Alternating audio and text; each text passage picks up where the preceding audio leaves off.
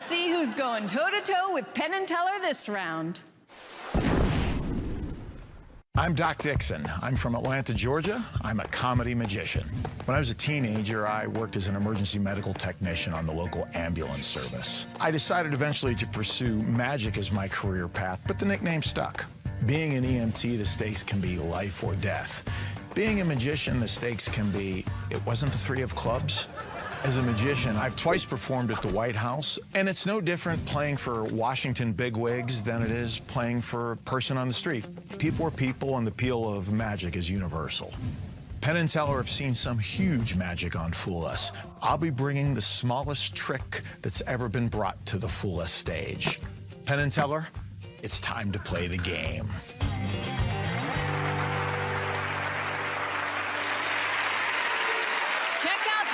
Of Doc Dixon. Thank you, Allison. Penn and Teller, please join me. Give them some noise. Have a seat, gents. It's time to play the game. Great to meet you. Great to meet you. Have a seat. Sure. Before we begin, a quick proviso. This is not a magic trick. This is a game. Let's treat it as such. This is the shell game, played with 3 ersatz walnut shells and a little cork pea. The game has few rules. I like it that way. 1 rule, pea must always end up underneath the shell. Duh. Another rule, only 1 pea. The last thing a man wants to be known is the kind of man that would use 2 peas. So, Penn, if you would please, mark up the pea, initial it so we know it's the official pea of the game. Legume artistry.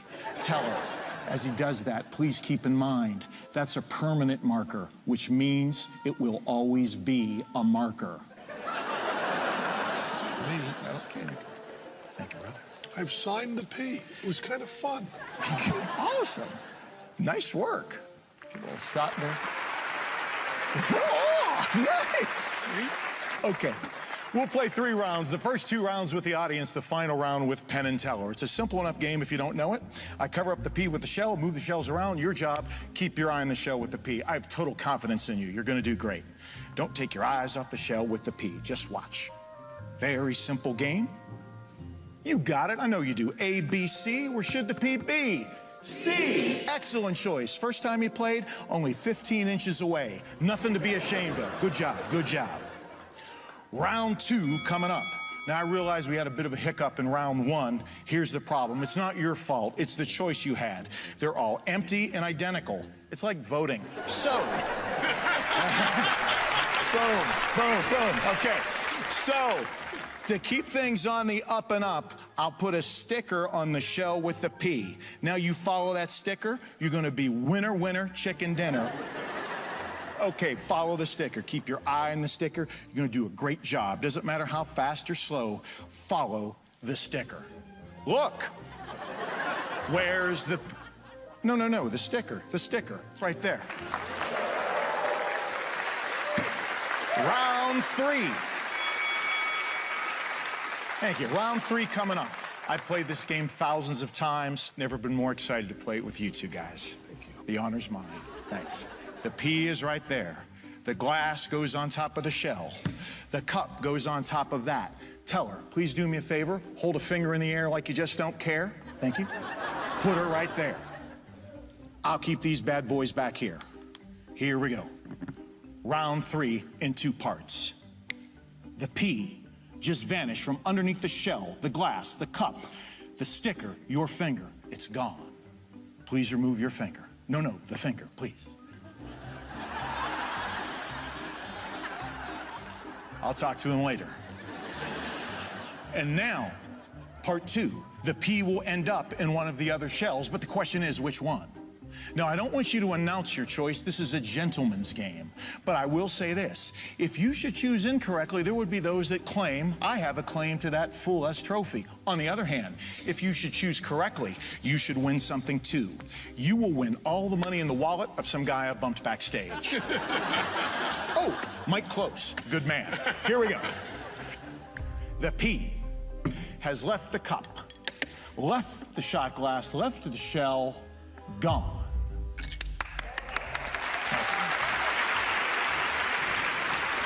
Now the question is, which one did you pick? Gone. Now, I realize there's a portion of the audience that thinks I just cheated. I refer to that portion as everyone. But I didn't cheat. I obeyed all the rules. Rule number 1, the pea's got to be underneath the shell. Rule number 2, only one pea. And rule number 3, winner, winner, chicken dinner, follow the sticker. I promised you I wouldn't use an extra pea. Never promised I wouldn't use an extra shell.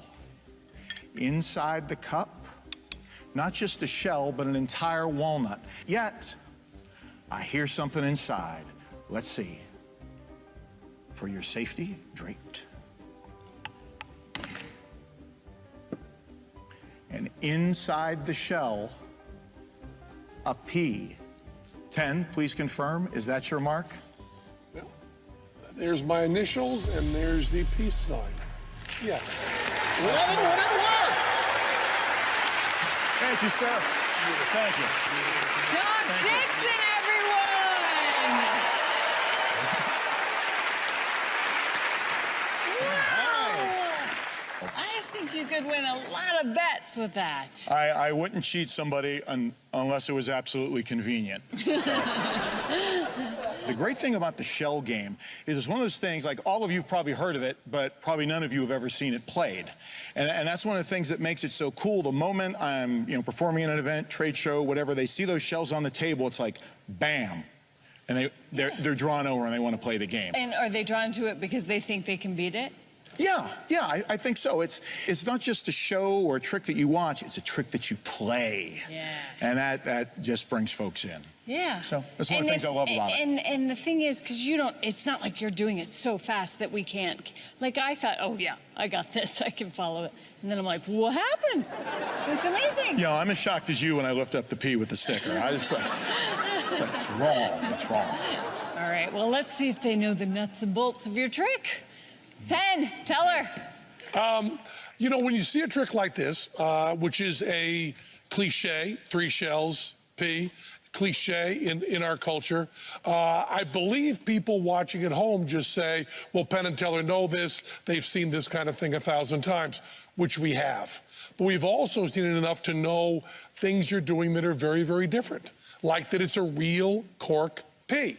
Most people use little sponge things, which changes the entire trick.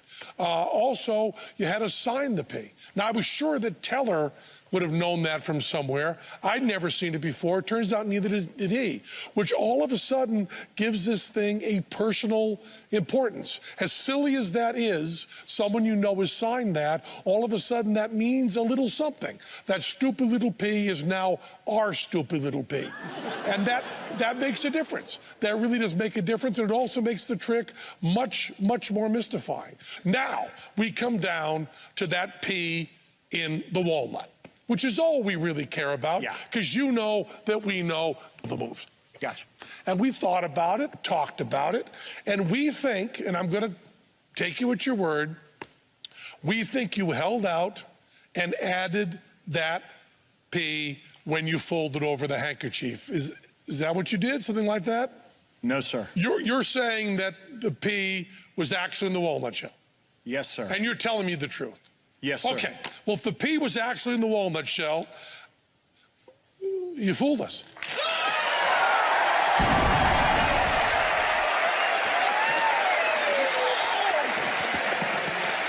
What a great routine. Get over here, bro.